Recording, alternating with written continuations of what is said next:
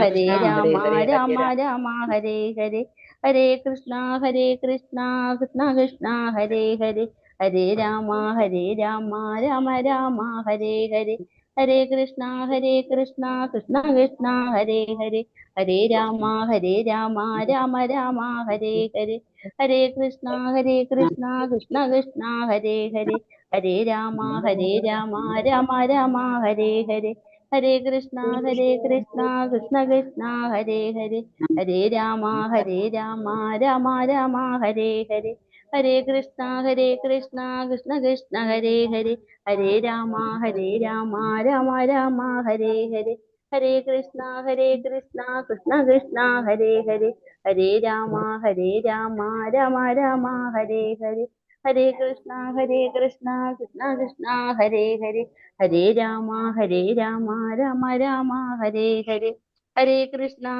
കൃഷ്ണ കൃഷ്ണ ഹരേ ഹരേ, ഹരേ രാമ രാമ രാമ രാമ ഹരേ ഹരേ, ഹരേ കൃഷ്ണ കൃഷ്ണ കൃഷ്ണ ഹരേ ഹരേ, ഹരേ രാമ രാമ രാമ രാമ ഹരേ ഹരേ, ഹരേ കൃഷ്ണ കൃഷ്ണ കൃഷ്ണ ഹരേ ഹരേ, ഹരേ രാമ രാമ രാമ രാമ ഹരേ ഹരേ ഹരേ, രാമ ഹരേ രാമ രാമ കൃഷ്ണ ഹരേ കൃഷ്ണ കൃഷ്ണ ഹരേ ഹരേ, ഹരേ രാമ രാമ രാമ രാമ ഹരേ ഹരേ, ഹരേ കൃഷ്ണ കൃഷ്ണ കൃഷ്ണ ഹരേ ഹരേ, ഹരേ രാമ രാമ രാമ രാമ ഹരേ ഹരേ, ഹരേ കൃഷ്ണ കൃഷ്ണ കൃഷ്ണ ഹരേ ഹരേ, ഹരേ രാമ രാമ രാമ രാമ ഹരേ ഹരേ, ഹരേ കൃഷ്ണ കൃഷ്ണ കൃഷ്ണ ഹരേ ഹരേ, ഹരേ രാമ രാമ രാമ രാമ ഹരേ ഹരേ, ഹരേ കൃഷ്ണ.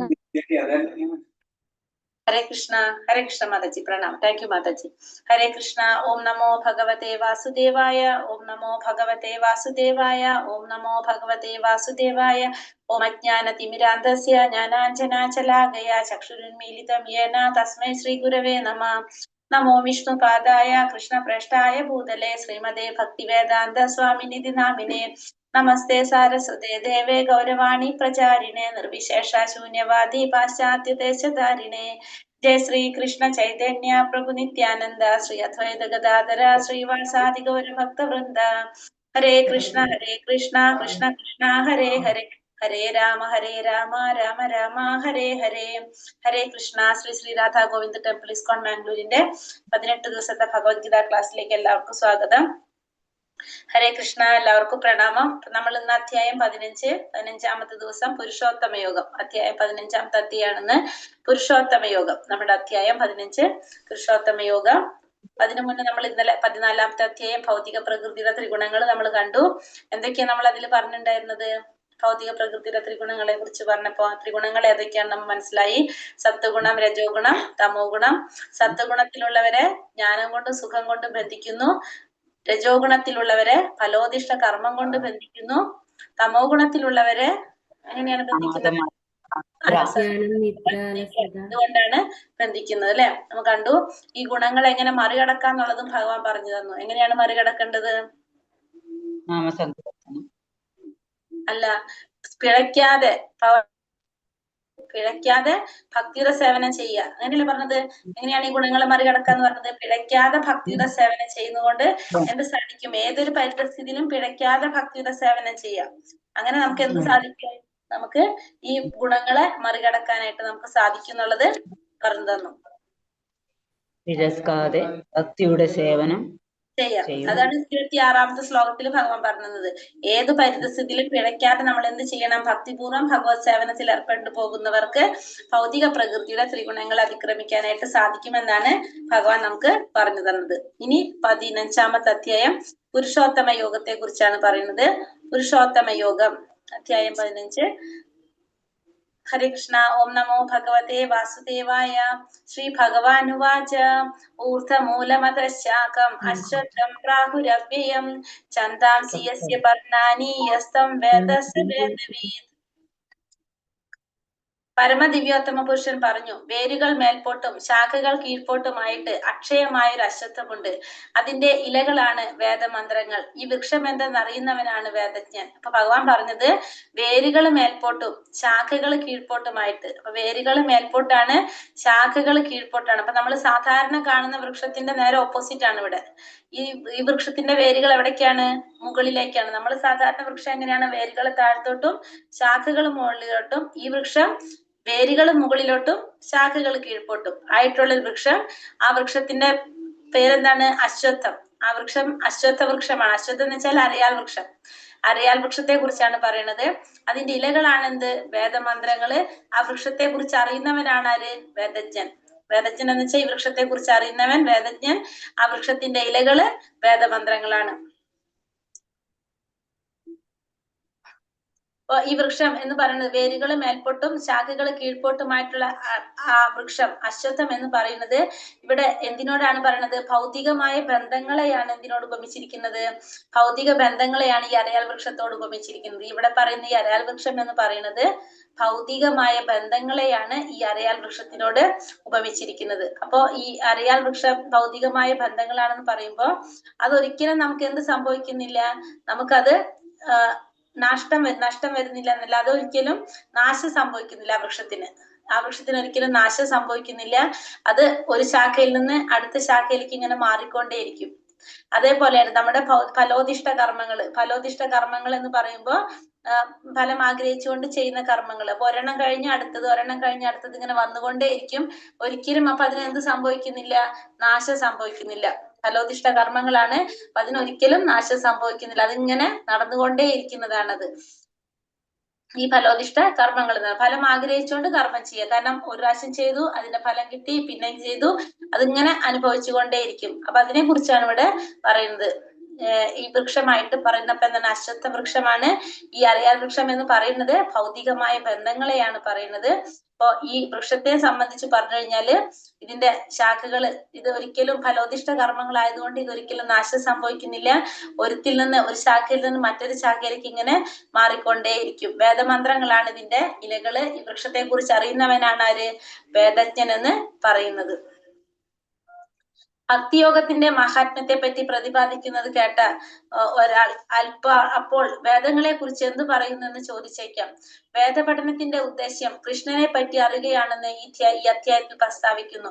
കൃഷ്ണാവബോധത്തോടെ ഭക്തിയുടെ സേവനത്തിൽ ഏർപ്പെടുന്നത് കൊണ്ട് തന്നെ ഒരാൾ വേദജ്ഞനാകാം. അപ്പൊ കൃഷ്ണാവബോധത്തിന്റെ ഭക്തിയോഗത്തിന്റെ മഹാത്മ്യത്തെ കുറിച്ച് പ്രതിപാദിക്കുന്നത് കേട്ടാല് ഒരാള് ചോദിക്കാം വേദങ്ങളെ കുറിച്ച് എന്താണെന്ന്. അപ്പൊ എന്ത് പറയുന്നു ചോദിച്ചാല് വേദപഠനത്തിന്റെ ഉദ്ദേശം എന്താണ്? ഭഗവാനെ കുറിച്ച് അറിയുക എന്നുള്ളതാണ്. അത് ഈ അധ്യായത്തിൽ പ്രസ്താവിക്കുന്നു. അപ്പൊ വേദപഠനത്തിന്റെ ഉദ്ദേശം എന്ന് പറയുന്നത് ഭഗവാനെ കുറിച്ച് അറിയുക എന്നുള്ളതാണ് എല്ലാ വേദപഠനങ്ങളുടെയും ലക്ഷ്യം. എല്ലാ ശാസ്ത്രങ്ങളും നമ്മൾ എങ്ങോട്ടാണ് കൊണ്ടുപോകുന്നത്? ഭഗവാനിലേക്കാണ് കൊണ്ടുപോകുന്നത്. കൃഷ്ണാവബോധത്തോടെ ഭക്തിയുടെ സേവനത്തിൽ ഏർപ്പെടുന്നത് കൊണ്ട് തന്നെ ഒരാൾക്ക് എന്ത് സാധിക്കും? ഈ വേദജ്ഞനാകാനായിട്ട് സാധിക്കും. അപ്പോ വേദങ്ങളുടെ ലക്ഷ്യം ഭഗവാനെ കുറിച്ച് അറിയുക എന്നുള്ളതാണ് എല്ലാത്തിന്റെയും ലക്ഷ്യം എന്ന് പറയുന്നത്. അഥോർത്ഥം പ്രസുദാസസ്യ ശാഖ ഗുണപ്രവൃത്ത വിഷയ പ്രവാളഃ അധശ്ച മൂലാനനുസന്ധതാനി കർമാനുബന്ധീനി മനുഷ്യലോകേ. ഈ വൃക്ഷത്തിന്റെ ശാഖകൾ ഭൗതിക പ്രകൃതിയുടെ ത്രിഗുണങ്ങളാൽ പോഷിപ്പിക്കപ്പെട്ട് താഴോട്ടും മേലോട്ടും പടർന്നു കിടക്കുന്നു. അപ്പൊ ഈ വൃക്ഷത്തിന്റെ ശാഖകൾ എങ്ങനെയാണ്? ഒരു സെക്കൻഡ്.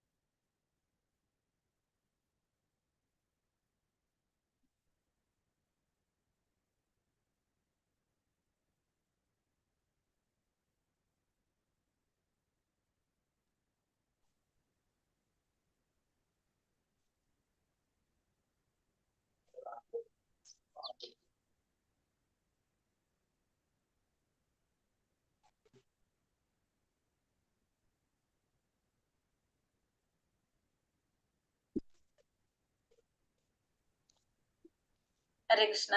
ഈ വൃക്ഷത്തിന്റെ ശാഖകൾ ഭൗതിക പ്രകൃതിയുടെ ത്രിഗുണങ്ങളാൽ പോഷിപ്പിക്കപ്പെട്ട് താഴോട്ടും മേലോട്ടും പടർന്നു കിടക്കുന്നു. ഇന്ദ്രിയ വിഷയങ്ങളാണ് അതിന്റെ ചില്ലകൾ. ഈ വൃക്ഷത്തിന് താഴേക്കിറങ്ങുന്ന വേരുകളുണ്ട്. ഇവ മനുഷ്യ സമുദായത്തിന്റെ ഫലോദിഷ്ട കർമ്മങ്ങളോട് ബന്ധപ്പെട്ടവയാണ്. അപ്പോൾ ഇവിടെ പറയുന്നത് ഈ വൃക്ഷത്തിന്റെ ശാഖകൾ എങ്ങനെയാണ്? ഭൗതിക പ്രകൃതിയുടെ ത്രിഗുണങ്ങളാൽ പോഷിപ്പിക്കപ്പെട്ട് താഴോട്ടും മേലോട്ടും പടർന്നു കിടക്കാണ് ഇതിന്റെ ശാഖകൾ. അപ്പോ സാധാരണ വൃക്ഷത്തിന് പോഷണം ലഭിക്കുന്നത് എവിടെ നിന്നാണ്? വെള്ളത്തിൽ നിന്നാണ് അല്ലെ? നമ്മൾ സാധാരണ വൃക്ഷം വളരാനായിട്ട് എന്ത് വേണം? വെള്ളം ഒഴിച്ചു കൊടുക്കും. ഈ വൃക്ഷത്തിന് പോഷണം എങ്ങനെയാ കിട്ടുന്നത്? പ്രകൃതിയുടെ ത്രിഗുണങ്ങളിൽ നിന്ന്, ഭൗതിക പ്രകൃതിയുടെ ത്രിഗുണങ്ങളിൽ നിന്നാണ് ഇതിന് പോഷണം ലഭിക്കുന്നത്. അപ്പോ പോഷിപ്പിക്കപ്പെട്ട് താഴോട്ടും മേലോട്ടും അത് പടർന്നു കിടക്കാണ്. ഇന്ദ്രിയ വിഷയങ്ങളാണ് ഇതിന്റെ ചില്ലകൾ എന്ന് പറയുന്നത്. ഇന്ദ്രിയ വിഷയങ്ങളാണ്. ഈ വൃക്ഷത്തിന് താഴേക്ക് ഇറങ്ങുന്ന വേരുകളുണ്ട്. ഇതിന്റെ വൃക്ഷങ്ങളുടെ വേരുകൾ എവിടേക്ക് ഇറങ്ങുന്നത്? താഴേക്കാണ് ഇറങ്ങുന്നത്. കാരണം ഈ വൃക്ഷം എവിടെന്നാ തുടങ്ങുന്നത്? വൃക്ഷം നമ്മൾ പറഞ്ഞ അതായത് മുകളില് ഫസ്റ്റത്തെ ബ്രഹ്മലോകത്തു നിന്നാണ് ഈ വൃക്ഷം തുടങ്ങുന്നത്. വേരുകളുണ്ട്. ഇവ ഫലോദിഷ്ട മനുഷ്യ സമുദായത്തിന്റെ ഫലോദിഷ്ട കർമ്മങ്ങളോട് ബന്ധപ്പെട്ടതാണ്. അപ്പൊ ഇത് എന്തിനായിട്ട് ബന്ധപ്പെട്ട് കിടക്കുന്നത്? മനുഷ്യരുടെ ഫലോദിഷ്ട കർമ്മങ്ങളുമായിട്ടാണ് ഇത് ബന്ധപ്പെട്ട് കിടക്കുന്നത്. അപ്പൊ ഈ വൃക്ഷം നമ്മള് തുടങ്ങുന്നത് എവിടെ നിന്നാണ്? മുകളില് ബ്രഹ്മലോകത്തു നിന്നാണ് തുടങ്ങുന്നത്. അപ്പൊ ഈ വൃക്ഷത്തിന്റെ ആരംഭം നമുക്ക് ഭൂമിയിലുള്ളവർക്ക് കാണാൻ സാധിക്കില്ല. അതിന്റെ അവസാനം ആർക്ക് കാണില്ല? ഭൂമിയിൽ കാണില്ല. നമുക്ക് കാരണം എന്തുകൊണ്ടാണ്? തുടങ്ങുന്നത് ബ്രഹ്മലോകത്തു നിന്നും അവസാനിക്കുന്നത് താഴെ ലോകങ്ങളിലേക്ക് പോയിക്കൊണ്ടിരിക്കുന്നത് കൊണ്ട് നമുക്ക് അതിന്റെ നടുക്കത്തെ ഭാഗം മാത്രമേ നമുക്ക് അറിയാനായിട്ട് സാധിക്കുന്നുള്ളൂ. നാരൂപമസ്യേഹ തഥോപലഭ്യതേ നാന്തോ ന ചാതിർന ച സംപ്രതിഷ്ഠ അശ്വത്ഥമേനം സുവിരൂഢ മൂലം അസംഗ ശസ്ത്രേണ ദൃഢേന ചിത്വാ തദ പദം തത് പരിമാർഗിതവ്യം യസ്മിൻ ഗതാന നിവർത്തന്തി ഭൂയഃ തമേവ ചാദ്യം പുരുഷം പ്രപദ്യേ യത്ര പ്രവൃത്തി പ്രസുതാ പുരാണി. ഈ വൃക്ഷത്തിന്റെ യഥാർത്ഥ രൂപം ഈ ലോകത്തിൽ കാണുകയില്ല. അതിന്റെ ആരംഭമോ അവസാനമോ അടിസ്ഥാനമോ കണ്ടെത്താനാവില്ല. ഈ വൃക്ഷത്തിന്റെ യഥാർത്ഥ രൂപം നമുക്ക് എവിടെ കാണാൻ സാധിക്കില്ല? നമ്മുടെ ഈ ഭൂലോകത്തിൽ കാണാൻ നമുക്ക് സാധിക്കില്ല. അതിന്റെ ആരംഭവും കാണാൻ സാധിക്കില്ല, അവസാനം നമുക്ക് കാണാൻ സാധിക്കില്ല, അടിസ്ഥാനം കാണാൻ സാധിക്കില്ല. ഇത് എവിടെന്നാ തുടങ്ങുന്നത്? ബ്രഹ്മലോകത്തു നിന്ന് തുടങ്ങുന്നു, അവസാനിക്കുന്നത് ഭൂമിയുടെ താഴെയുള്ള ലോകങ്ങളിലേക്കായിരിക്കും. അപ്പൊ അതുകൊണ്ട് നമ്മുടെ ആദ്യം അവസാനവും അടിസ്ഥാനം ഒന്നും കാണാനായിട്ട് നമുക്ക് സാധിക്കില്ല. വേരുറച്ചുയർന്ന ഈ വൃക്ഷത്തെ ദൃഢനിശ്ചയത്തോടെ വിരക്തിയാകുന്ന ആയുധത്താൽ ഛേദിച്ചു കളയണം. എന്നിട്ട് എവിടെ ചെന്നെത്തിയാൽ തിരിച്ചു വരവില്ലായോ ആ ദിവ്യപദം പൂകി സ്മരണാതീത കാലം മുതൽക്കുള്ള എല്ലാറ്റിന്റെയും ഉറവിടമായ പരമപുരുഷനെ സ്വയം സമർപ്പിക്കണം. അപ്പൊ ഈ വൃക്ഷത്തെ, വേരുറച്ചുയർന്ന ഈ വൃക്ഷത്തെ ദൃഢനിശ്ചയത്തോടെ വിരക്തിയാകുന്ന ആയുധം കൊണ്ട് ഛേദിച്ചു കളയണം. അപ്പൊ ഈ വൃക്ഷത്തെ നമ്മൾ എന്ത് ചെയ്യണം? ഛേദിച്ചു കളയണം. വിരക്തിയാകുന്ന ആയുധം കൊണ്ട് ഛേദിക്കണം എന്നാ പറയുന്നത്. അപ്പൊ വിരക്തിയാകുന്ന ആയുധം കൊണ്ട്, കാരണം നമ്മൾ പറഞ്ഞു വൃക്ഷം എന്ന് പറയുന്നത് എന്താണ്? ഫലോദിഷ്ട കർമ്മങ്ങൾ. നമ്മൾ ഫലം ആഗ്രഹിച്ചുകൊണ്ട് കർമ്മം ചെയ്യുക, അതാണ് ഈ വൃക്ഷം എന്ന് പറയുന്നത്. അതിന് നമ്മൾ എന്ത് ചെയ്യണം? വിരക്തിയാകുന്ന ആയുധം കൊണ്ട് ഛേദിച്ച് കളയണം. എന്നിട്ട് എവിടെ ചെന്നെത്തിയാലാണ് തിരിച്ചു വരേണ്ടതില്ലാത്തത് ആ ദിവ്യപദം പൂകി സ്മരണാതീത കാലം മുതൽക്കുള്ള എല്ലാറ്റിന്റെയും ഉറവിടമായിട്ടുള്ള പരമപുരുഷന് സ്വയം സമർപ്പിക്കണം എന്നാണ് പറഞ്ഞത്. അപ്പൊ ആ വൃക്ഷത്തെ നമ്മള് വിരക്തിയാകുന്ന ആയുധം കൊണ്ട്, അപ്പൊ വിരക്തിയാകുന്ന ആയുധം കൊണ്ട് ഛേദിച്ച് കളയാന്ന് പറയുമ്പോ നമുക്ക് എങ്ങനെയാ അത് സാധിക്കുന്നത്? ഭഗവാനോട് ആസക്തി ഉണ്ടാകുമ്പോഴാണ് നമുക്ക് എന്ത് വരുന്നത്? ഭൗതികമായ ഫലം ആഗ്രഹിച്ചുകൊണ്ട് ചെയ്യുന്ന കർമ്മങ്ങളോട് നമുക്ക് ആസക്തി കുറയുന്നത്. ഭഗവാനോട് ആസക്തി ഉണ്ടാവുമ്പോൾ ഇവിടെ നമുക്ക് വിരക്തി വരും. നമ്മൾ എന്ത് ചെയ്തുകൊണ്ടിരിക്കണം? ഭഗവാനിലോടുള്ള ആസക്തി കൂട്ടിക്കൊണ്ടിരിക്കുക. അങ്ങനെയാണ് നമുക്കിവിടെ വിരക്തി ഉണ്ടാക്കാനായിട്ട് സാധിക്കുന്നത്.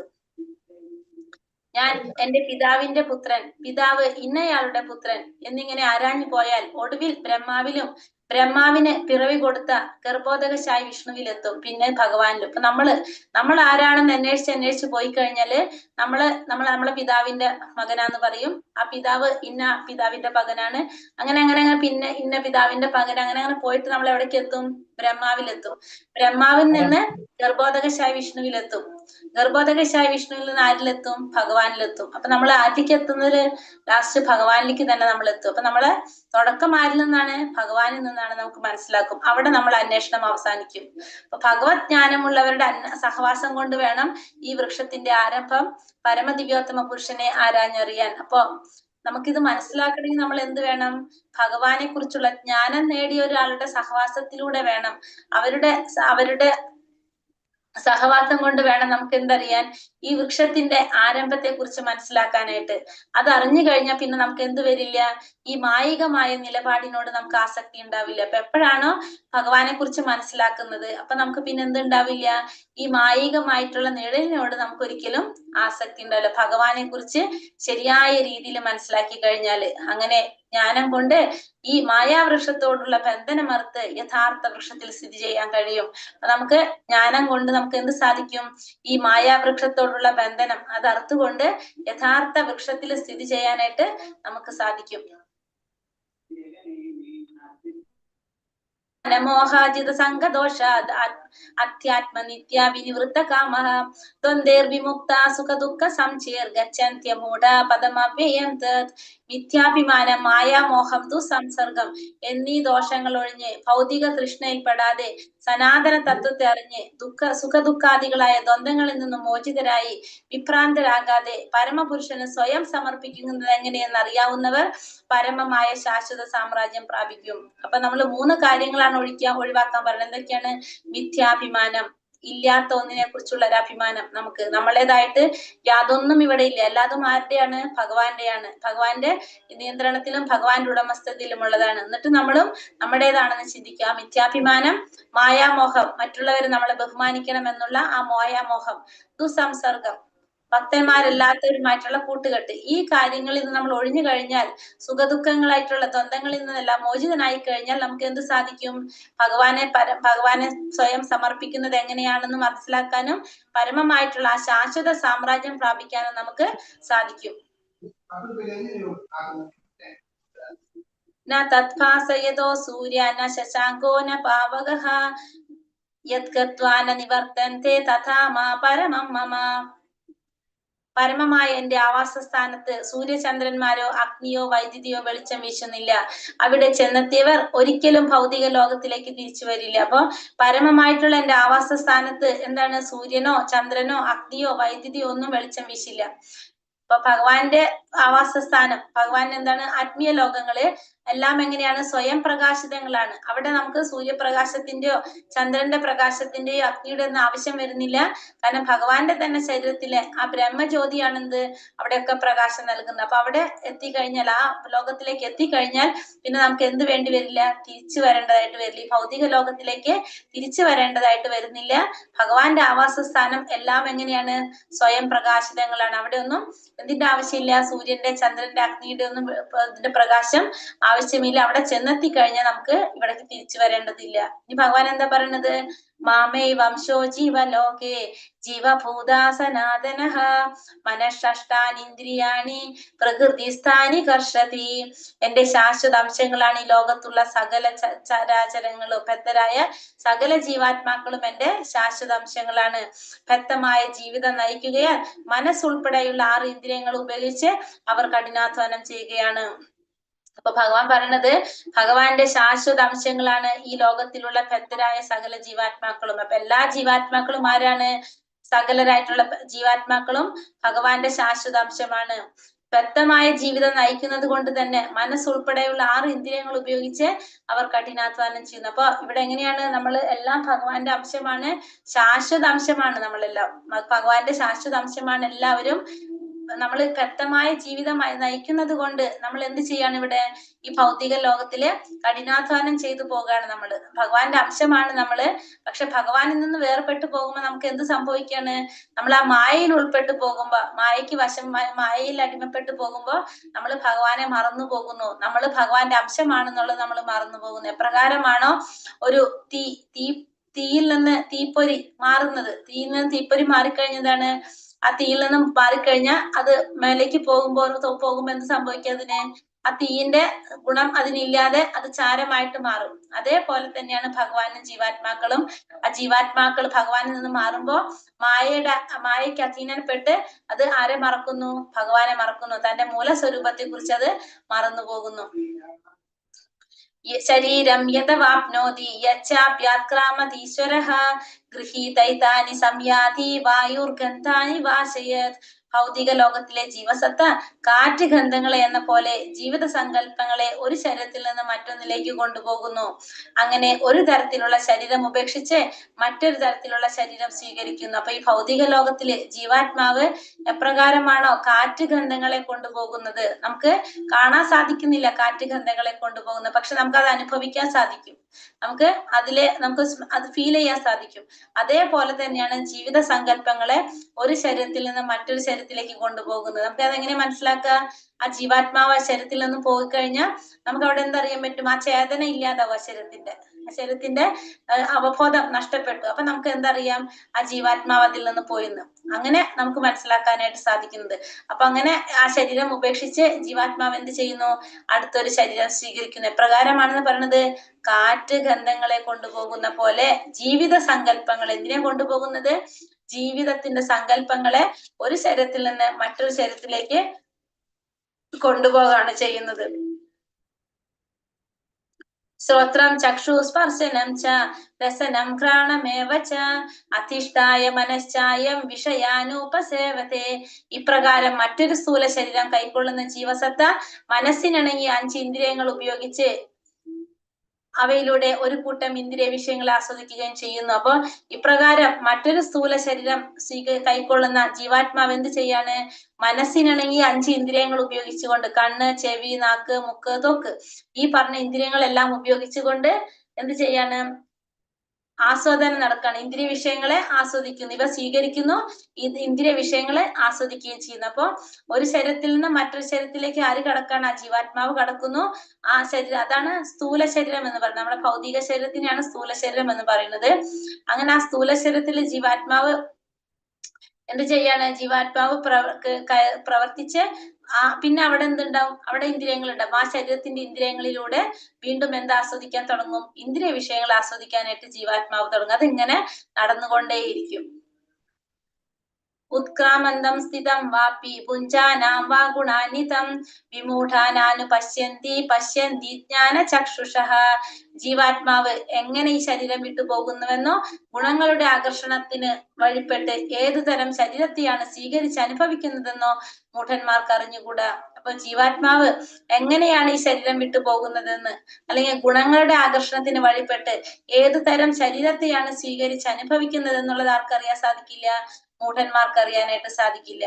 ഏത് ശരീരം വിട്ടുപോകുന്നെന്നോ ഗുണങ്ങളുടെ ആകർഷണത്തിന് വഴിപ്പെട്ട് ഏതു തരം ശരീരത്തെയാണ് സ്വീകരിച്ച് അനുഭവിക്കുന്നതെന്നോ മൂഢന്മാർക്ക് അറിയാൻ സാധിക്കില്ല.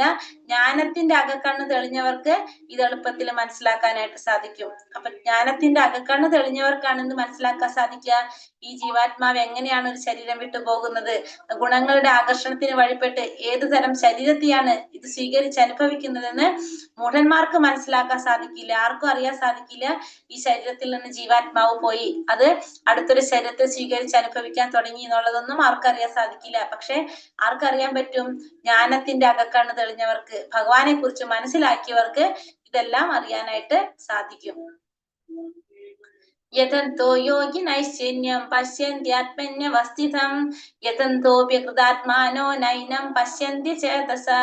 ആത്മസാക്ഷാത്കാരം ലഭിച്ച് എപ്പോഴും യത്നിച്ചു കൊണ്ടിരിക്കുന്ന അതീന്ദ്രിയവാദികൾക്ക് ഇതെല്ലാം വ്യക്തമായി കാണാൻ കഴിയും. മനോവികാസം പ്രാപിക്കാത്തവർക്കും ആത്മസാക്ഷാത്കാരം ലഭിക്കാത്തവർക്കും ശ്രമിച്ചാലും എന്താണ് സംഭവിക്കുന്നതെന്ന് കാണാൻ കഴിയില്ല. ഇവിടെ ആത്മസാക്ഷാത്കാരം ലഭിച്ച് എപ്പോഴും യത്നിച്ചു കൊണ്ടിരിക്കുന്ന അതീന്ദ്രിയവാദികൾക്ക് ഇതൊക്കെ വ്യക്തമായിട്ട് കാണാനും അറിയാനും സാധിക്കും. ആത്മസാക്ഷാത്കാരം ലഭിച്ച് എപ്പോഴും യത്നിച്ചു കൊണ്ടിരിക്കുന്ന അതീന്ദ്രിയവാദികൾക്ക്, അങ്ങനെയുള്ളവർക്ക് എന്ത് മനസ്സിലാക്കാൻ സാധിക്കും?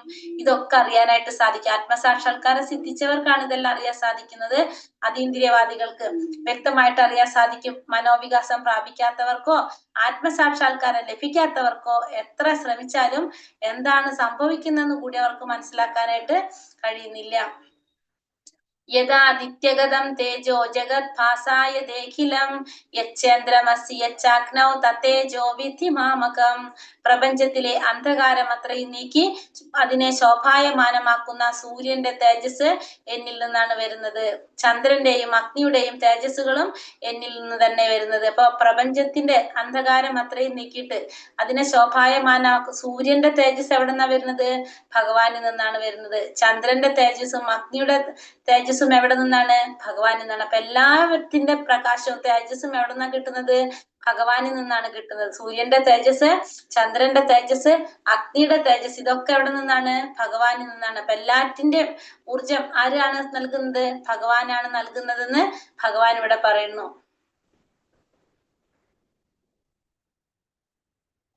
ഗാമാവിശ്യച ഭൂതാനി ധാരയമ്യാഹമോജസ ഉഷ്ണാമി ചൗഷധി സർവ സോമാ ഭൂതാരസാത്മകഃ. ഞാൻ ഓരോ ഗ്രഹത്തിലും ഉൾപോയി അവയെ എന്റെ ശക്തി കൊണ്ട് ഭ്രമണപഥത്തിൽ നിലനിർത്തുന്നു. ഞാൻ തന്നെ ചന്ദ്രനായി തീർന്ന് എല്ലാ സസ്യങ്ങൾക്കും ജീവരസം പകർന്നു. അപ്പൊ ഇനി ഓരോ ഗ്രഹത്തിലും ഭഗവാൻ ഉൾപൂകിക്കൊണ്ട് എന്ത് ചെയ്യാണ്? ഭഗവാന്റെ ശക്തി കൊണ്ട് എല്ലാറ്റിനെയും ആ ഭ്രമണപഥത്തിൽ നിലനിർത്തുന്നതും ആര് തന്നെയാണ്? ഭഗവാൻ തന്നെയാണ്. അപ്പൊ ഓരോന്നിനെയും ആ ഭ്രമണപഥത്തിൽ നിലനിർത്തുന്നതും ഭഗവാൻ തന്നെയാണ്. ഭഗവാന്റെ ശക്തി കൊണ്ടാണ് എന്ത് സാധിക്കുന്നത്? ഒരു എന്താ പറയാ ഇവിടെ, ഒരു പിടി മണ്ണിനെ എന്ന പോലെ ഓരോ ഗ്രഹത്തെയും പുലർത്തിക്കൊണ്ട് പോകുന്നത് ആര് തന്നെയാണ്? ഭഗവാൻ തന്നെയാണ്. അപ്പൊ ഇതിനൊക്കെ നിലനിർത്തുന്നത്, അത് താഴെ വീണ് ചിതറിപ്പോകാത്ത രീതിയിൽ എല്ലാത്തിനെയും എന്താ പറയാ, ഭഗവാന്റെ ശക്തിയാലാണ് ഇതിനെ ഓരോ സ്ഥാനത്തിലൂടെ കടന്നു പോകാനായിട്ട് സാധിക്കുന്നത്. അതായത് ഈ ഇവിടെ എന്താ പറയുന്നത്, ഭഗവാന്റെ ശക്തി കൊണ്ടാണ് ഒരു പിടി മണ്ണിനെ എന്ന പോലെ ഓരോ ഗ്രഹത്തെയും പുലർത്തി പോരുന്നത്. ഒരു കയ്യിൽ മുറുകെ പിടിച്ചിരിക്കുന്ന മണ്ണ് താഴെ വീഴാൻ സാധ്യതയില്ല. പക്ഷെ അത് കാറ്റത്തെറുകയാണെങ്കിൽ വീണ് ചിതറിപ്പോകും. അതേപോലെ വായുവിൽ നീന്തി നടക്കുന്ന ഈ ഗ്രഹങ്ങളെ വിശ്വരൂപിയായ ഭഗവാന്റെ മുഷ്ടിക്കകത്താണ് ചെയ്യുന്നത്. അപ്പൊ എല്ലാതും ആരുടെ നിയന്ത്രണത്തിൽ തന്നെയാണ്? ഭഗവാന്റെ നിയന്ത്രണത്തിൽ തന്നെയാണെന്ന് ഭഗവാനോട് പറഞ്ഞു. അതുപോലെ തന്നെ ഭഗവാൻ ചന്ദ്രനായി തീർന്ന് എന്ത് ചെയ്യുന്നു? എല്ലാ സസ്യങ്ങൾക്കും ജീവരസം പകരുന്നു. കാരണം സസ്യങ്ങളുടെ വളർച്ചയ്ക്ക് എന്താവശ്യമാണ്? നിലാവ് ആവശ്യമാണ്. അപ്പൊ അവർക്ക് വേണ്ട ജീവരസം പ്രദാനം ചെയ്യുന്നത് ആര് തന്നെയാണ്? ഭഗവാനാണ്. അതായത് സസ്യങ്ങൾക്ക് വളരാനായിട്ട് പോഷണം അത്യാവശ്യമാണ്. സ്വാദും അതിന് പോഷണം ആവശ്യമാണ്. അത് ആരിൽ നിന്നാണ് കിട്ടുന്നത്? ചന്ദ്രനിൽ നിന്നാണ് കിട്ടുന്നത്. ചന്ദ്രൻ അത് എവിടെ നിന്നാണ് കിട്ടുന്നത്? ഭഗവാനാണ് പ്രദാനം ചെയ്യുന്നത്. അപ്പൊ ആ സസ്യങ്ങളെ സ്വാദുള്ളതാക്കി മാറ്റുന്നതും ഈ നിലാവില്ലാത്ത സസ്യങ്ങൾക്ക് വളരാനും സ്വാദിഷ്ടനാകാനും സാധിക്കില്ല. അപ്പൊ അതും ആര് തന്നെയാണ് ചെയ്യുന്നത്? നിലാവും അതും ആര് തന്നെയാണ് കൊടുക്കുന്നത്? ഭഗവാൻ തന്നെയാണ് എല്ലാം പ്രദാനം ചെയ്യുന്നത്. അപ്പൊ ചന്ദ്രന്റെ നിലാവ് എല്ലാ സസ്യങ്ങൾക്കും ആവശ്യമാണ്. ആ പ്രകാശം ഭഗവാൻ പ്രദാനം ചെയ്യുന്നതാണ്. അഹം വൈശാനരാ ഭൂതോ പ്രാണിനാം ദേഹമാശ്രിത പ്രാണാപാന സമായുക്ത പചാമന്യം ചതുർവിധം. സകല ജീവികളിലുമുള്ള ദഹനാഗ്നിയാണ് ഞാൻ. പിന്നെ എല്ലാ ജീവികളിലും എന്തായിട്ട് ഭഗവാൻ പ്രവർത്തിക്കുന്നുണ്ട്? ദഹനാഗ്നിയായിട്ട് ഭഗവാൻ പ്രവർത്തിക്കുന്നുണ്ട്. ഉൾക്കൊള്ളുന്നതും പുറത്തു തള്ളുന്നതുമായ വായുവിനോട് ചേർന്ന് 4 വിധത്തിലുള്ള ആഹാരങ്ങളെ ദഹിപ്പിക്കുന്നു. അപ്പൊ ഇവിടെ ഭഗവാൻ ദഹനാഗ്നിയായിട്ട് പ്രവർത്തിക്കുന്നു. ദഹനാഗ്നിയായിട്ട് നമ്മുടെ ഉള്ളില് ഭക്ഷണം ദഹിപ്പിക്കുന്ന ഒരു അഗ്നിയായിട്ട് ആരിയ്ക്കുന്നുണ്ട്? ഭഗവാൻ ഇരിക്കുന്നുണ്ട്. അതാണ് വൈശ്വാനരഗ്നി. വൈശ്വാനരഗ്നി, ജഠരാഗ്നി എന്ന് പറയും. വൈശ്വാനരൻ എന്ന് പറഞ്ഞൊരു അഗ്നിയായിട്ടും ഭഗവാൻ ഇരിക്കുന്നുണ്ട്. അങ്ങനെ പുറത്തു തള്ളുന്നതും ഉൾക്കൊള്ളുന്നതുമായിട്ടുള്ള പ്രാണവായുവിനോട് ചേർന്ന് 4 വിധത്തിലുള്ള ആഹാരങ്ങളെയും ദഹിപ്പിക്കുന്നതാണ് ആര്? ഭഗവാൻ ചെയ്യുന്നത്. അപ്പം എന്തൊക്കെ പറയണത്? വിഴുങ്ങേണ്ട ഭക്ഷണങ്ങള്, ചവച്ചിറക്കേണ്ട ഭക്ഷണങ്ങള്, നക്കി കഴിക്കേണ്ടത്, വലിച്ചൂറ്റി കുടിക്കേണ്ടത്, ഇങ്ങനെ തരത്തിലുള്ള ഭക്ഷണങ്ങളെ മുഴുവൻ ദഹിപ്പിക്കാനും ഭഗവാൻ ദഹനാഗ്നിയായിട്ട്, നമ്മുടെ ഉള്ളിൽ ആരുണ്ട്? ദഹനാഗ്നിയായിട്ട് ഭഗവാൻ ഇരിക്കുന്നുണ്ട്. ഇനി എന്താ പറയുന്നത്? സർവസ്യ ചാഹം ഹൃദി സന്നിവിഷ്ടോ മത്ത സ്മൃതിജ്ഞാനമപോഹനം ച വേദൈശ്ച സർവൈരഹമേവ വേദ്യോ വേദാന്ത കൃത്വേദവിദേവ ചാഹം. സർവജീവികളുടെയും ഹൃദയത്തിൽ ഞാൻ വാഴുന്നു. അപ്പൊ എല്ലാവരുടെ ഹൃദയത്തിലും ആരുണ്ട്? ഭഗവാനുണ്ട്. സ്മരണയായിട്ടും ജ്ഞാനമായിട്ടും മറവിയായിട്ടും എല്ലാം ആരിൽ നിന്നാണ് വരുന്നത്? ഭഗവാനിൽ തന്നെ വരുന്നത്. അപ്പൊ നമ്മുടെ ഓർമ്മയും ജ്ഞാനവും മറവിയും ഇതെല്ലാം ആരാണ്? ഭഗവാൻ തന്നെയാണ്. ഓർമ്മശക്തി ഭഗവാനാണ്, ജ്ഞാനശക്തി ഭഗവാനാണ്. ഈ മറവി ശക്തി നൽകുന്നതും ആര് തന്നെയാണ്? ഭഗവാൻ തന്നെയാണ്. എല്ലാ വേദങ്ങളിലൂടെയും അറിയേണ്ടതും ഭഗവാനെ കുറിച്ച്, വേദാന്തം ഉണ്ടാക്കിയതും ഭഗവാൻ തന്നെ, വേദങ്ങൾ അറിയുന്നതും ആരാണ്? ഭഗവാൻ തന്നെയാണ്. അപ്പോ ഭഗവാൻ തന്നെയാണ് എല്ലാറ്റിനും കാരണം. കാരണം ആരാണ്? ഭഗവാൻ തന്നെയാണ്. സ്മരണശക്തി ഭഗവാനാണ്, ജ്ഞാനശക്തി ഭഗവാനാണ്, മറവി ശക്തി ഭഗവാനാണ്. ഇതൊക്കെ നമുക്ക് ആരാ തന്നിരിക്കുന്നത്? ഭഗവാൻ തന്നെയാണ് തന്നിരിക്കുന്നത്. അപ്പൊ ഇതിൽ ഏതില്ലാണ്ടായി കഴിഞ്ഞാൽ നമുക്ക് ബുദ്ധിമുട്ടാണ്. അപ്പൊ എല്ലാതും ആരിൽ തന്നെ വന്നിരിക്കുന്നത്? ഭഗവാനിൽ തന്നെയാണ് വന്നിരിക്കുന്നത്. പുരുഷൗ ലോകേ ക്ഷരാശക്ഷര ഏവച ക്ഷരാ സർവാണി ഭൂതാനി കുടസ്ഥോക്ഷര ഉച്യതേ. ഇനി പറയുന്നത് പുരുഷന്മാർ രണ്ട് തരത്തിൽ പുരുഷന്മാരുണ്ട്. എന്താണ്? ഒന്ന് തെറ്റ് പറ്റുന്നവര്, രണ്ടാമത്തത് തെറ്റ് പറ്റാത്തവര്. ഭൗതിക ലോകത്തിലുള്ള ജീവാത്മാക്കളെല്ലാം എങ്ങനെയുള്ളവരാണ്? തെറ്റുപറ്റുന്നവരാണ്. ഈ ഭൗതിക ലോകത്തിലുള്ള പുരുഷന്മാര് അല്ലെങ്കിൽ ജീവാത്മാക്കളെല്ലാം തെറ്റുപറ്റുന്നവരാണ്. ആധ്യാത്മിക ലോകത്തിലുള്ള ജീവാത്മാക്കള് തെറ്റുപറ്റുകയില്ല. അപ്പൊ ജീവാത്മാക്കളൊക്കെ തെറ്റുപറ്റുന്നതാണ്. ഭൗതിക ലോകത്തിലെ ജീവാത്മാക്കള് തെറ്റുപറ്റുന്നതാണ് ഭൗതിക ലോകത്തിലുള്ള. പക്ഷെ ആത്മീയ ലോകത്തിലുള്ള ജീവാത്മാക്കൾക്ക് എന്ത് പറ്റില്ല? തെറ്റുപറ്റില്ല. കാരണം ഭൗതിക ലോകത്ത് നിന്ന് ആത്മീയ ലോകത്തിലേക്ക് കടന്നു കഴിഞ്ഞാൽ പിന്നെ അവർക്ക് എന്ത് അറിയാൻ സാധിക്കും? ഭഗവാനെ കുറിച്ച് അറിയാൻ സാധിക്കും. അപ്പൊ അവർക്ക് ഒരിക്കലും എന്ത് സംഭവിക്കില്ല? തെറ്റ് സംഭവിക്കുന്നില്ല. തെറ്റ് സംഭവിക്കുന്നത് എവിടെയുള്ളവരാണ്? ഭൗതിക ലോകത്തിലെ ജീവാത്മാക്കൾക്കാണ് തെറ്റ് സംഭവിക്കുന്നത്.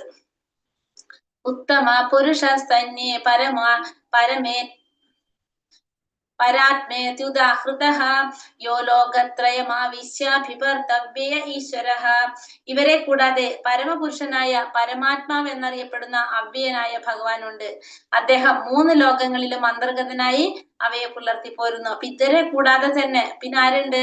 പരമപുരുഷനായ പരമാത്മാവ് എന്നറിയപ്പെടുന്ന അവ്യയനായ ഭഗവാനുണ്ട്. പരമപുരുഷനായ പരമാത്മാവ് എന്നറിയപ്പെടുന്ന അവ്യയനായിട്ടുള്ള ഭഗവാനുണ്ട്. അദ്ദേഹം 3 ലോകങ്ങളിലും അന്തർഗതനായിട്ട് അവയെ പുലർത്തി പോരുന്നു.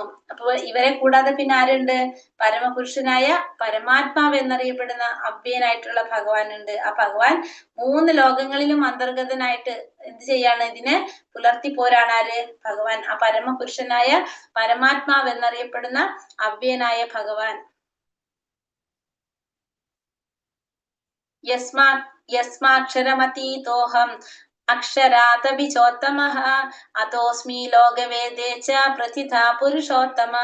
ഞാൻ ഇന്ദ്രിയങ്ങൾക്ക് അതീതനും ക്ഷരങ്ങൾക്കും അക്ഷരങ്ങൾക്കും അതീതനും സർവശ്രേഷ്ഠനുമായതുകൊണ്ട് ലോകരും വേദങ്ങളും എന്നെ പുരുഷോത്തമൻ എന്ന് വിളിക്കുന്നു. അപ്പൊ ഭഗവാൻ പറയുന്നത് ഞാൻ ഇന്ദ്രിയങ്ങൾക്ക് അതീതനാണ്, ക്ഷരങ്ങൾക്കും അക്ഷരങ്ങൾക്കും അതീതനാണ്, സർവശ്രേഷ്ഠനുമാണ് ഞാൻ. അതുകൊണ്ട് ലോകരും വേദങ്ങളും എന്നെ എന്തെന്ന് വിളിക്കുന്നു? പുരുഷോത്തമൻ എന്ന് വിളിക്കുന്നു. ഭഗവാൻ പറയുന്നതാണ്. അപ്പൊ ഞാൻ ക്ഷരങ്ങൾക്കും അക്ഷരങ്ങൾക്കും അതീതനാണ്, ഇന്ദ്രിയങ്ങൾക്ക് അതീതനാണ്, അതുകൊണ്ട് സർവശ്രേഷ്ഠനുമാണ് ഞാൻ. അതുകൊണ്ട് തന്നെ ലോകരും വേദങ്ങളും എന്നെ പുരുഷോത്തമൻ എന്ന് വിളിക്കുന്നു. അതായത് ഭഗവാൻ എങ്ങനെയാണ് പറഞ്ഞത്? പുരുഷോത്തമനാണെന്നാണ് ഭഗവാൻ പറയുന്നത്. അതായത് ഭഗവാനെ പുരുഷോത്തമൻ എന്ന് പറഞ്ഞാൽ പുരുഷന്മാരിൽ ഏറ്റവും ഉത്തമനായിട്ടുള്ളത് ആരാണ്? ഭഗവാനാണ്. കാരണം പുരുഷൻ എന്ന് പറഞ്ഞ ആസ്വാദകൻ എന്നാണ് അർത്ഥം. പുരുഷൻ എന്ന് പറഞ്ഞാല് ആസ്വാദകൻ. അപ്പൊ ആകെ ഒരേ ഒരു ആസ്വാദകനുള്ളത് ആരാണ്? ഭഗവാനാണ്. ബാക്കി എല്ലാവരും ആരാണ്? ആ പുരുഷോത്തമന്റെ സേവകന്മാരാണ് എല്ലാവരും. എല്ലാവരും ഭഗവാനെ സേവനം ചെയ്യുക, ഭഗവാൻ അത് ആസ്വദിക്കുക. അതാണ് പുരുഷോത്തമൻ. പുരുഷോത്തമനാണ് ഭഗവാൻ എന്ന് ഇവിടെ പറയുന്നത്. പുരുഷന്മാരിൽ ഉത്തമനായിട്ടുള്ളതാണ് ഭഗവാൻ. യോ മാമേവമസമ്മൂഢോ ജാനാതി പുരുഷോത്തമം സാ സർവവിദ് ഭജതി മാം സർവഭാവേന ഭാരത. എന്നെ പരമദിവ്യോത്തമ പുരുഷനായ ഭഗവാൻ എന്ന് നിസ്സംശയം അറിയുന്നവർ എല്ലാം അറിയുന്നവരാണ്. ഹേ ഭാരത, അതുകൊണ്ട് അവർ എന്റെ ഭക്തിയുത സേവനത്തിൽ മുഴുകുകയും പൂർണ്ണമായും മുഴുകിയിരിക്കുന്നു. അപ്പോൾ ഇവിടെ പറയുന്നത് ഭഗവാനെ എങ്ങനെ അറിയാം? പരമദിവ്യോത്തമ പുരുഷനാണ് ഭഗവാൻ എന്ന് നിസ്സംശയം അറിയുന്നവർ എല്ലാം അറിയുന്നവരാണ്. അപ്പൊ ഭഗവാനാണ് പരമദിവ്യോത്തമ പുരുഷനാണെന്ന് അറിയുന്നവര് ശരിയായ രീതിയിലെല്ലാം മനസ്സിലാക്കിയവരാണ്. അതുകൊണ്ട് ഹേ ഭാരത, അവർ എന്റെ ഭക്തിയുടെ സേവനത്തിൽ പൂർണ്ണമായും മുഴുകിയിരിക്കുന്നു. അപ്പൊ അങ്ങനെ അവർക്ക് എന്ത് സാധിക്കും? ഭഗവാന്റെ ഭക്തിയുടെ സേവനത്തിൽ പൂർണ്ണമായിട്ടും മുഴുകാനായിട്ട് അവർക്ക് സാധിക്കും. അപ്പൊ പരമ ദിവ്യോത്തമ പുരുഷനായിട്ടുള്ള ഭഗവാനെ നിസ്സംശയം അറിയുന്നവർക്ക് എല്ലാം അറിയുന്നവരായിരിക്കും. അതുകൊണ്ട് അവർക്ക് ഭഗവാന്റെ ഭക്തിയുടെ സേവനത്തിൽ പൂർണ്ണമായിട്ട് മുഴുകാനായിട്ട് സാധിക്കുമെന്നാണ് ഇവിടെ പറയുന്നത്. അങ്ങനെ ഭഗവാനെ എങ്ങനെ അറിയണം? ഭഗവാനാണെന്ന് നിസ്സംശയം അറിയുന്നവർ, ഭഗവാനാണ് പരമദിവ്യോത്തമ പുരുഷനാണെന്ന് നിസ്സംശയം അറിയുന്നവർ ഭഗവാന്റെ സേവനത്തില് മുഴുകിക്കൊണ്ടിരിക്കുന്നു. ഇതി ഗുഹ്യതമം ശാസ്ത്രം ഇദമുക്തം മയാനഘ ഏതത് ഭൂത്വാ ബുദ്ധിമാൻ സ്യാത് കൃതാകൃത്യശ്ച ഭാരത. ഹേ പാപരഹിത, ഞാൻ ഇപ്പോൾ ഉപദേശിച്ച ജ്ഞാനം വേദഗ്രന്ഥങ്ങളിലെ അതിരഹസ്യമായ ഭാഗമാണ്. ഇതറിയുന്നവർ ബുദ്ധിശാലികളാകും, അവരുടെ പ്രയത്നങ്ങൾക്ക് പൂർണ്ണത കൈവരും. അപ്പോൾ പറയുന്നത് ഹേ പാപരഹിത, ഞാൻ ഇപ്പോൾ ഉപദേശിച്ച ഈ ജ്ഞാനം വേദഗ്രന്ഥങ്ങളിലെ അതിരഹസ്യമായ ഭാഗമാണ്. വേദഗ്രന്ഥങ്ങളിൽ പറഞ്ഞിരിക്കുന്ന അതിരഹസ്യമായ ഭാഗമാണ് ഞാനിവിടെ ഈ ഉപദേശിച്ചത്. ഈ ജ്ഞാനം അറിയുന്നവർക്ക് ബുദ്ധിശാലികളാണ്, അവരുടെ പ്രയത്നങ്ങൾക്ക് എന്ത് കൈവരും? പൂർണ്ണത കൈവരിക്കാനായിട്ട് സാധിക്കും. ഇവിടെ പറയുന്നത് പാപരഹിത എന്നാണ് അർജുനനെ വിളിക്കുന്നത്. മയാനഘ, പാപരഹിത, ഞാനിപ്പോ ഉപദേശിച്ച ഈ ജ്ഞാനം വേദഗ്രന്ഥങ്ങളിലെ അതിരഹസ്യമായിട്ടുള്ള ഭാഗമാണ് ഞാൻ ഈ പറയുന്നത്. ഇതറിയുന്നവര് ബുദ്ധിശാലികളാണ്, അവരുടെ പ്രയത്നങ്ങൾക്ക് എന്ത് കൈവരിക്കാൻ സാധിക്കും? പൂർണ്ണത കൈവരിക്കാനായിട്ട് സാധിക്കും. അപ്പൊ ബുദ്ധിശാലികൾക്ക് മാത്രമേ എന്തറിയാൻ സാധിക്കുള്ളൂ? ഭഗവാനെ കുറിച്ചുള്ള ജ്ഞാനം മനസ്സിലാക്കാൻ സാധിക്കുന്നുള്ളൂ, അല്ലെങ്കിൽ അങ്ങനെയുള്ളവർ മാത്രമേ അത് മനസ്സിലാക്കാൻ ശ്രമിക്കുന്നുള്ളൂ. ഭഗവാനെ കുറിച്ചുള്ള ജ്ഞാനം മനസ്സിലാക്കാൻ ശ്രമിക്കുന്നത് ബുദ്ധിശാലികളായിട്ടുള്ളവർ മാത്രമാണ് ശ്രമിക്കുന്നത്. അപ്പൊ ബുദ്ധിശാലി എന്ന് പറഞ്ഞാൽ ആരാണ്? ഭഗവാനെ കുറിച്ചുള്ള ജ്ഞാനം നേടുന്നവരെയാണ് നമ്മൾ എന്ത് പറയാ? ബുദ്ധിശാലികൾ എന്ന് പറയുന്നത്. പരമപുരുഷനെ ഈ തത്വശാസ്ത്രം പഠിച്ചറിഞ്ഞ് ഭഗവത് സേവന നിരതരാകുന്നവർക്ക് ഭൗതിക പ്രകൃതിയുടെ ത്രിഗുണങ്ങളുടെ പാതയിൽ നിന്നൊഴിയാം. അപ്പൊ പരമപുരുഷന്റെ ഈ തത്വശാസ്ത്രം പഠിച്ചറിഞ്ഞ് ഭഗവത് സേവനത്തിൽ നിരതരാകുന്നവർക്ക് ഭൗതികമായിട്ടുള്ള പ്രകൃതിയുടെ ത്രിഗുണങ്ങളുടെ പാതയിൽ നിന്ന് ഒഴിയാനായിട്ട് സാധിക്കും. അപ്പൊ എന്താ വേണ്ടത്? ഭഗവാന്റെ ദിവോത്തമ പുരുഷനായിട്ടുള്ള ഭഗവാന്റെ ശാസ്ത്രം പഠിച്ചറിയുക, പിന്നെ ഭഗവത് സേവനം ചെയ്തുകൊണ്ടിരിക്കുക. അങ്ങനെയുള്ളവർക്ക് എന്ത് സാധിക്കും? ഈ ഭൗതിക പ്രകൃതിയുടെ ത്രിഗുണങ്ങളുടെ പാതയിൽ നിന്ന് ഒഴിയാനായിട്ട് സാധിക്കും. ആധ്യാത്മികമായ ഒരു ജ്ഞാനത്തിന്റെ പ്രക്രിയയാണ് ഭക്തിപൂർവമായ ഭഗവത് സേവനം. അത് നടത്തുന്നിടത്ത് ഭൗതിക മാലിന്യം നിലനിൽക്കുകയില്ല. അപ്പൊ ആധ്യാത്മികമായിട്ടുള്ള ഒരു ജ്ഞാനത്തിന്റെ പ്രക്രിയ, അതാണ് എന്ത്? ഭക്തിപൂർവമായ ഭഗവത് സേവനം എന്ന് പറയുന്നത്. ആധ്യാത്മികമായ ഒരു ജ്ഞാനത്തിന്റെ പ്രക്രിയ നമുക്ക് എന്ന് പറയാം ഭക്തിപൂർവമായിട്ടുള്ള ഭഗവത് സേവനം. ആ ഭക്തിയുടെ സേവനം നടക്കുന്നിടത്ത് എന്തുണ്ടാവില്ല? ഭൗതിക മാലിന്യം ഒരിക്കലും നിലനിൽക്കുന്നുണ്ടാവില്ല. ഭക്തിയുടെ സേവനം ചെയ്തുകൊണ്ടിരുന്നാൽ നമ്മുടെ ഉള്ളിൽ പരിശുദ്ധരായിക്കൊണ്ടിരിക്കും. അവിടെ നമുക്ക് എന്തുണ്ടാവില്ല? മാലിന്യം നമുക്ക് കാണാൻ സാധിക്കില്ല. ഭഗവത് സേവനവും ഭഗവാനും ആധ്യാത്മികമായതുകൊണ്ട് ഒന്ന് തന്നെ ഭഗവാന്റെ അന്തരംഗ ശക്തിയിലാണ് എന്ത് നടക്കുന്നത്? ഭക്തിയുടെ സേവനം നടക്കുന്നത് ഭഗവാന്റെ അന്തരംഗ ശക്തിയിൽ. അപ്പൊ ഭഗവാനും ഭഗവത് സേവനവും എങ്ങനെയാണ്? ആധ്യാത്മികമാണത്. അത് രണ്ടും ഒന്ന് തന്നെയാണ്. ഭഗവാന് സേവനം ചെയ്യുക, ഭഗവത് സേവനം ചെയ്യാന്ന് വെച്ചാൽ ആധ്യാത്മികമാണ്, അതീന്ദ്രിയമായിട്ടുള്ളതാണ്. അത് നടക്കുന്നത് എങ്ങനെയാണ്? ഭഗവാന്റെ അന്തരംഗ ശക്തിയിലാണ് അത് നടക്കുന്നത്. ഭഗവാന്റെ അന്തരംഗ ശക്തിയിലാണ് ഭക്തിയുടെ സേവനം നടക്കുന്നത്. ബുദ്ധിമാനും വിശുദ്ധനുമാവാനായിട്ട് ഏതൊരാളും കൃഷ്ണാവബോധം ഉൾക്കൊള്ളുകയും ഭഗവത് സേവനം അനുഷ്ഠിക്കുകയും വേണം. അപ്പൊ ബുദ്ധിമാനാകാനായിട്ട്, വിശുദ്ധനാകാനായിട്ട് എന്ത് വേണം?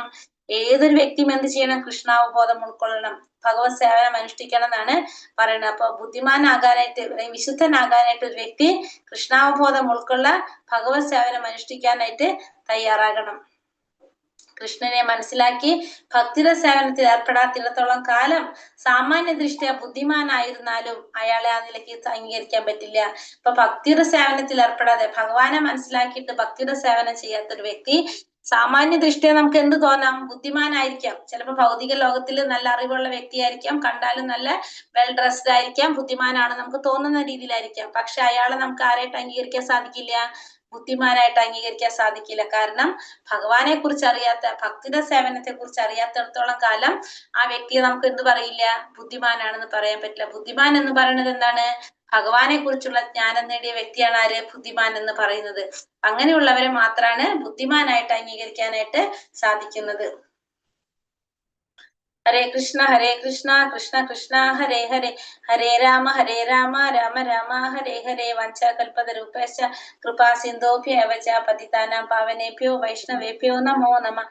അനന്തകോടി വൈഷ്ണവവൃന്ദ की जय, श्रील प्रभुपाद की जय, गुरुदेव की जय, निताय गौर प्रमानंदे, हरि हरि बोल. हरे कृष्णा. ഹരേ കൃഷ്ണ.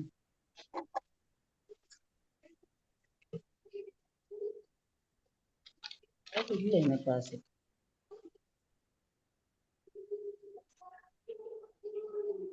മാതാജി ഹരേ കൃഷ്ണ. ഹരേ കൃഷ്ണ. മാതാജി 8:30 ക്ലാസ് ഉണ്ടായിരുന്നു. ഞാൻ 6:30 ക്ലാസ്സിനാണ് കയറിയത്. ഓക്കെ, ശരി മാതാജി. ശീലാകുമാരി. കണ്ടു പേര് മനസ്സിലായി. ഷീല. മാതാജി, ഞാൻ ശ്രീലത. 8:30 ക്ലാസ്സിനാ കയറുന്നത്. 6:30 ഞാൻ കയറി. എനിക്ക് വേറൊരു ക്ലാസ് ഉണ്ട് 8:30, അതുകൊണ്ടാ. ഓക്കെ മാതാജി. ആ. വേദപഠനത്തിന്റെ ഉദ്ദേശം എന്താണ്? കൃഷ്ണനെ കുറിച്ച് അറിയുക എന്നതാണ് വേദപഠനത്തിന്റെ ഉദ്ദേശം. കൃഷ്ണനെ കുറിച്ച് അറിയുക എന്നുള്ളതാണ് വേദപഠനത്തിന്റെ ഉദ്ദേശം. എല്ലാ വേദങ്ങളും നമ്മളെ ഇതിലേക്ക് കൊണ്ടുപോകുന്നത്, എല്ലാ ശാസ്ത്രങ്ങളും ഭഗവാനെ കുറിച്ച് മനസ്സിലാക്കുക എന്നുള്ളതാണ് ലക്ഷ്യം. അറിയാൽ വൃക്ഷം എന്ന് പറഞ്ഞാൽ എന്തിനോടാണ് ഇവിടെ ഉപയോഗിച്ചിരിക്കുന്നത്? ഭൗതികമായ ബന്ധങ്ങളെയാണ്. ഭൗതികമായ ബന്ധങ്ങളോട് അല്ലെ? ഈ വൃക്ഷത്തിന് പോഷണം ലഭിക്കുന്നത് എങ്ങനെയാണ്? പ്രകൃതിയെ ത്രിഗുണങ്ങളാൽ പോഷണം ലഭിക്കും. ത്രിഗുണങ്ങൾ ഈ വൃക്ഷത്തിന് പോഷണം ലഭിക്കുന്നത് ത്രിഗുണങ്ങൾ കൊണ്ടാണ് ഈ വൃക്ഷത്തിന് പോഷണം ലഭിക്കുന്നത്. എന്ത് മാതാജി? അരയാൽ വൃക്ഷത്തെ എന്തിനോടാ? ഭൗതികമായ ബന്ധങ്ങളോട്. കേക്കുന്നില്ല, എന്തോ ഒരു ഭൗതിക ബന്ധങ്ങളോട്. ഭൗതിക ബന്ധങ്ങളോട്. ഈ വൃക്ഷത്തിന് പോഷണം ലഭിക്കുന്നത് ത്രിഗുണങ്ങളിൽ നിന്ന് അല്ലെ? സാധാരണ വൃക്ഷങ്ങൾ വെള്ളം ഒഴിച്ചു കൊടുക്കുക, ഈ വൃക്ഷത്തിന് എങ്ങനെയാണ്? ത്രിഗുണങ്ങളാണ് പോഷണം നൽകുന്നത്.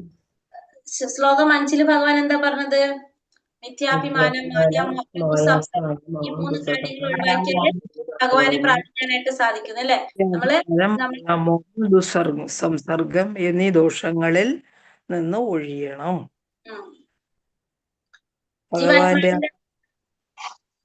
ജീവാത്മാവിന്റെ വ്യക്തിത്വം വെളിവാക്കുന്ന ശ്ലോകം ഏതാണ്? 7ാമത്തെ. മാമൈ വാംശു ജീവലോക ജീവഭൂത സനാതന. ജീവാത്മാവിന്റെ ദഹനാഗ്നിയായിട്ട് പ്രവർത്തിക്കുന്നത് ഏതഗ്നിയാണ്? ഭഗവാൻ. അതിന് പേര് പറഞ്ഞ അഗ്നിക്ക് എന്താണ്? വൈശ്വാനരഗ്നി. ജഡരാഗ്നി എന്നും കൂടി പറയും. വൈശ്വാനരഗ്നി. വൈശ്വാനരൻ അല്ലെങ്കിൽ ജഡരാഗ്നി. നമുക്ക് കഴിക്കാനുള്ള ഭക്ഷണം മുഴുവൻ ഈ പ്രകൃതിയിൽ ഉണ്ടാക്കുന്നതും ഭഗവാനാണ്. ധാന്യങ്ങൾ ഉണ്ടാക്കുന്നതും അത് കഴിഞ്ഞിട്ട് അതിനെ വേവിക്കാൻ പാകം ചെയ്യാനായിട്ടുള്ള അഗ്നി, ഊർജം അഗ്നി രൂപത്തിൽ തരുന്നതും ഭഗവാനാണ്. അത് കഴിച്ചു കഴിഞ്ഞാല് ദഹിപ്പിക്കുന്നതും ആര് തന്നെയാണ്? ഭഗവാൻ തന്നെയാണ്. നമുക്ക് വല്ല പങ്കുണ്ടോ? അപ്പൊ എന്തെങ്കിലും നമ്മളെ ഭഗവാൻ സൃഷ്ടിച്ചു. നമുക്ക് വേണ്ട എല്ലാ കാര്യങ്ങളും ആര് ചെയ്തിട്ടുണ്ട്? ഭഗവാൻ ചെയ്തിട്ടുണ്ട്. നമ്മൾ വെറുതെ നിന്ന് നമുക്ക് എന്തുമാത്രം ചെയ്താൽ മതി? ഭഗവാനെ വിളിച്ചോണ്ടിരുന്നാൽ മാത്രം മതി അല്ലെ? എല്ലാതും ഭഗവാന്റെ ഇച്ഛപ്രകാരം, ഭഗവാന്റെ തീരുമാനപ്രകാരമാണ് ഒക്കെ നടക്കുന്നത്. ഈ ധാന്യങ്ങൾ നമുക്ക് തന്നതും ഭഗവാനാണ്. അത് കഴിഞ്ഞിട്ട് അതിനെ വേവിച്ച് തിന്നണമെങ്കിൽ വേവിക്കാനുള്ള അഗ്നി നമുക്ക് തന്നതും ആരാണ്? ഭഗവാനാണ്. അതിനുശേഷം കഴിച്ചു കഴിയുമ്പോൾ അത് ദഹിപ്പിക്കുന്നതും ആര് തന്നെയാണ്? ഭഗവാൻ തന്നെയാണ്. നമ്മളെ ധാരണ ഇതൊക്കെ നമ്മളെ മിടുക്കൊണ്ടാണ്. അതാണ് ഫസ്റ്റത്തെ മിഥ്യാഭിമാനം. നമ്മള് ഇല്ലാത്ത ഒന്നിനെ കുറിച്ചുള്ള അഭിമാനം, ഉടമസ്ഥാവകാശം, ഇതൊക്കെ എന്തിൽ വരും? നമ്മളേതായിട്ട് ഒന്നുമില്ല. പക്ഷെ നമ്മുടെ ധാരണ എന്താണ്? എല്ലാം നമ്മുടേതാണ്, നമ്മളാണ് ചെയ്യുന്നത്, നമ്മുടെ കഴിവുകൊണ്ടാണ് ഒക്കെ നടക്കണെന്നാണ് നമ്മൾ ധരിച്ചു വെക്കുന്നത്. ഭഗവാനെ പുരുഷോത്തമൻ എന്ന് പുകഴ്ത്തുന്നത് എന്തുകൊണ്ടാണ്? ഇന്ദ്രിയാതീതനും ശരങ്ങൾക്കും അക്ഷരങ്ങൾക്കും അതീതനും സർവശ്രേഷ്ഠനുമായതുകൊണ്ട് ലോകരും വേദങ്ങളും എന്നെ ശരങ്ങൾക്കും അക്ഷരങ്ങൾക്കും അതീതനാണ്.